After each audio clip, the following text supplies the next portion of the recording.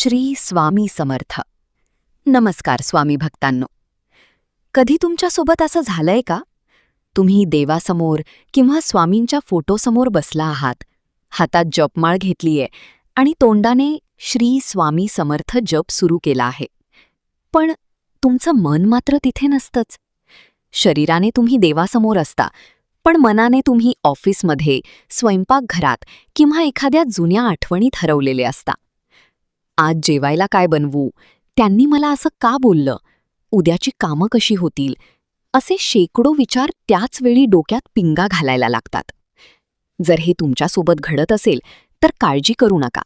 ही फक्त तुमची समस्या नाही, तर 99% लोकांची हीच अडचण आहे. पण यावर एक असा उपाय आहे जो संतांनी आणि बऱ्याच स्वामी भक्तांनी सांगितला आहे. तो म्हणजे लिखित नामजप.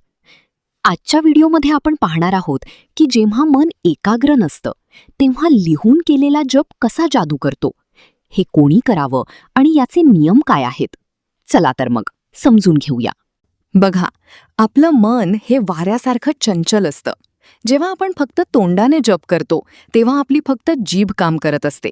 आपले डोळे इकडे तिकडे बघतात, कानांना बाहेरचे आवाज ऐकू येतात. यामुळेच मनाला पळून जायला वाटा मिळतात. पण जेव्हा तुम्ही लिखित नामजप करायला घेता तेव्हा काय होतं, हे सायन्स समजून घ्या. 1. तुमचे हात लिहिण्यात गुंतात. 2. तुमचे डोळे त्या वहीवर आणि अक्षरांवर खिळलेले असतात. 3. तुमची जीभ नकळत ते नाव उच्चारत असते. आणि 4. तुमचं मन पुढचा शब्द काय लिहायचा आहे यात मग्न असतं. जेव्हा शरीराची सगळी प्रमुख इंद्रिये एकाच कामात व्यस्त होतात तेव्हा मनाला बाहेरच्या जगात फिरायला संधीच मिळत नाही. म्हणूनच ज्यांना ध्यानात एकाग्रता साधता येत नाही त्यांच्यासाठी लिखित जप ही साक्षात साधना आहे. आता सगळ्यात महत्त्वाचा प्रश्न, लिखित नामजप नक्की कसा करायचा, याचे काही खास नियम आहेत का? याचं उत्तर आहे अतिशय सोपे नियम. तुम्हाला फक्त एक वही आणि पेन हवा आहे. बाजारात खास नामजप वह्या मिळतात, तुम्ही त्या वापरू शकता किंवा एखादी नवीन कोरी वही सुद्धा वापरू शकता. शक्यतो लाल, केशरी किंवा निळ्या रंगाची शाई वापरा. लाल रंग हा शक्तीचं आणि ऊर्जेचं प्रतीक मानला जातो. लिहिताना घाईगडबड करू नका. प्रत्येक अक्षर सुवाच्य आणि सुंदर काढा. जसं आपण देवाला फुलं अर्पण करतो तसं प्रत्येक अक्षर आपण देवाला अर्पण करत आहोत हा भाव ठेवा. लिहिताना मनातल्या मनात त्या मंत्राचा उच्चार करा. यामुळे तुमचा जप दुप्पट होतो. अनेक भक्तांच्या मनात शंका असतात की हे कोणी करायचं. तर मित्रांनो, लिखित नामजप कोणीही करू शकतो. स्त्री असो वा पुरुष, लहान मुले असोत वा वृद्ध. तुम्ही तुमच्या सोयीनुसार बसून लिहू शकता. फक्त एकच पथ्य पाळा, मन स्वच्छ असावं. महिला मासिक पाळीच्या काळातही लिखित नामजप करू शकतात. वेळ कोणती असावी?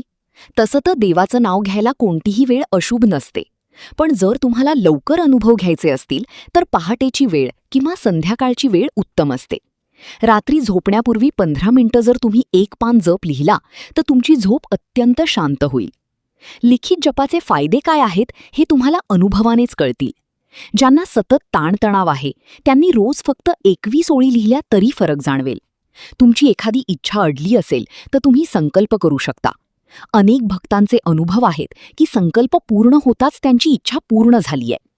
ज्या घरात नियमित नामजप लिहिला जातो त्या घरातून नकारात्मक ऊर्जा आपोआप निघून जाते. तर मित्रांनो, आजच एक वही आणा आणि सुरुवात करा. तुम्ही कोणता जप लिहिणार आहात हे मला कमेंट बॉक्समध्ये नक्की सांगा. व्हिडिओ आवडला असेल तर लाईक करा आणि सबस्क्राईब करायला विसरू नका. भेटूया पुढच्या व्हिडिओमध्ये. तोपर्यंत श्री स्वामी समर्थ.